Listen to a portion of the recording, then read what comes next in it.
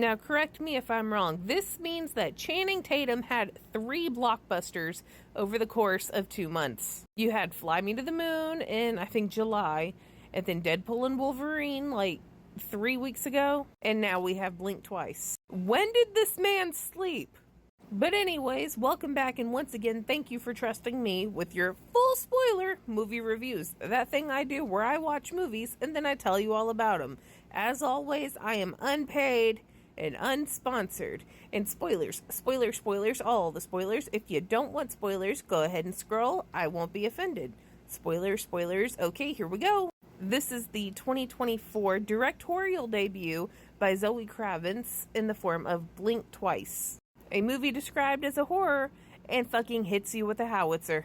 Just in case you didn't see my last video, this movie opens with a content warning from MGM, Amazon, and Zoe Kravitz. This movie is heavy depictions of crimes of a sexual nature. That's actually the whole main point of this fucking movie. So when I describe this movie, that's what we're talking about. If you want to go ahead and scroll away from that, I understand that too. I'm just letting you know. And if you happen to be a victim of such said crimes and you need any kind of resources, I'm leaving a link down in the description here. You can click on it. They've got phone numbers and a lot of information you might need. So what's Blink Twice about? For lack of a better explanation, Epstein Island. These 2 best friends are party servers at this fancy company. I don't even remember what it is or what they do. But one of the girls has a super big crush on Channing Tatum, who's the CEO, and then they run into each other, like, at the party time. He recently got in trouble for some of his business practices, and then he had to make a public apology, and he bought a private island so that he could get away from it all. Well, he invited them to go back to his private island with, like, a whole group of people so that they could just, like, have a good time for a few days. The problem being is all their cell phones were collected, and there's no clocks or calendars. Nobody knows how long we've been there. And then it's a good 45 minutes of everybody doing drugs and swimming and having incredible food. They spend the morning by the pool, and then they have some purple sticky punch, and then they have this big old giant fancy dinner. And for dessert, MDMA. And this goes on for days. Now, what's weird is everybody left directly from the party to get onto the private jet to go to the island. So nobody had any personal belongings other than, like, their cell phone, which got taken up.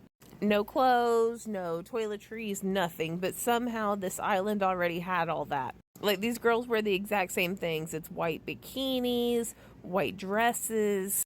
The guys are all in white, making me wonder if this is like a subtle nod to the Diddy and White parties. Well, the best friend of the main girl got bit by a snake. And then the next day nobody could find her, and everybody's acting like they have no idea who the hell she is, except her lighter is still there, so they know for a fact she was there, but nobody can seem to remember her. So the main girl goes snooping around and then finds this house, outlet, whatever you want to call it, hut, and it's full of red party gift bags full of shit. And then there's I guess she's a housekeeper. She kills snakes out in the fields, but she also cleans everything. Well, she feeds the main girl some snake venom, and then she has flashbacks of everything that's been going on and why they can't remember. Again, great big fat warning as to what I'm about to describe.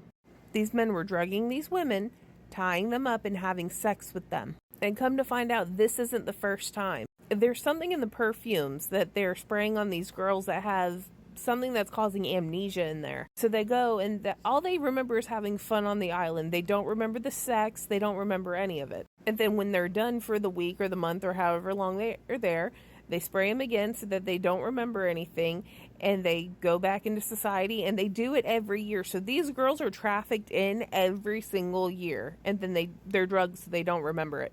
And so the main girl and another girl killed them. Except Channing Tatum. But the ending's kind of wild. I don't think I like the ending too much. Because Channing Tatum is still alive, but she used the amnesia perfume on him and basically used it to marry him and then take over as CEO of his company. The end. Now, did I like it? Yes, I did. As somebody who really loved Promising Young Woman, I think this is fantastic. It's a little bit slow. The entire movie is only an hour and I think 47 minutes, but it took 45 minutes for anything to actually happen. But once it starts going, holy hell. I think the script is really well written. There's this scene where Channing Tatum, he's sitting in a chair next to the main girl, and she's all hogtied. And he's like, "What do you want to hear? I'm sorry. I'm sorry. I'm sorry. I'm sorry." And he does it over and over. which I definitely see what they were going for in that. Overall, this is a slow burn. This is an Ari Aster style slow burn, which for me is a really big compliment. For other people, they might not find it as such. And I know there's going to be quite a few people that say they didn't need to show what they did, but I have to disagree. This is such a niche subject that I don't think the point would have gotten across had they not. I also think this came out at a very interesting time. However, I would like to have seen it come out 2 weeks ago. With the whole controversy with the It Ends With Us, I would love to see this compete with that. But again, I'm putting this in the same sector for myself as I do Promising Young Woman, which overall I'm going to give this a 9 out of 10. Just because of the slow burn, and I wasn't super duper thrilled about the ending. I don't know what I would have wanted, but I think her drugging him to marry him and then become the CEO kind of flips some things that might be misconstrued later. But that's just my thoughts, so 9 out of 10. Okay, bye.